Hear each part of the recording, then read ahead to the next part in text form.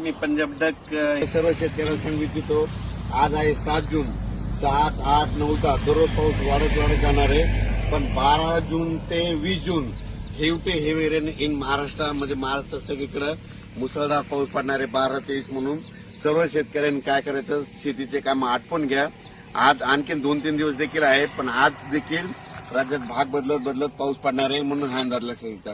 त्याच्यानंतर 12 ते 20 पाऊस पडणार आहे. सगळ्यात जास्त पूर्व विदर्भ, पश्चिम विदर्भ, दक्षिण महाराष्ट्र, उत्तर महाराष्ट्र, कोकणपट्टी, खानदेश, मराठवाडा सगळीकडेच पडणार आहे. पण राज्यातल्या सर्व शेतकऱ्यांना सांगू इच्छितो की म्हणजे आज 7 जून पासूनच राज्यात, मी म्हटलं होतं ना 6 जून पर्यंत तुम्ही कामं आटपा. 7 जून पासून म्हणजे आजपासून बघा दुपारी 3च्या नंतर राज्यात ठिकठिकाणी पाऊस सुरू होणार आहे.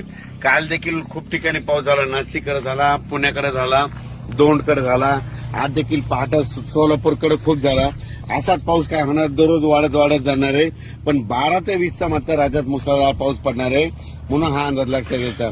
ज्यांचे कोणाचे आणखी थोडे कामं राहिलेले असेल, तुम्ही 11 जून पर्यंत, 11-12 पर्यंत कामं आटपून घ्या, म्हणून हे अंदाज सगळ्यांना लक्षात घ्यायचा. आणि ज्यांच्या शेतामध्ये पेरणीसाठी ओल असं तर तुम्ही 12 तारखेपर्यंत पेरू शकता. पण राज्यात मात्र तुम्हाला सांगतो की 12 ते 20 दरम्यान मुसळधार पाऊस पडणार आहे. पण आज 7 जून पासून राज्यात भाग बदलत पाऊस सुरू होणार आहे, म्हणून हा अंदाज लक्षात येतो. आणि यावर्षी बीड जिल्ह्यामध्ये जिथे छोटे तलाव आहे सगळे भरून खडे देखील फुटणार आहे. सगळ्या विहिरीमधून वरून पाणी वाहणार आहे, म्हणून हे बीड जिल्ह्यासाठी आनंदाची बातमी.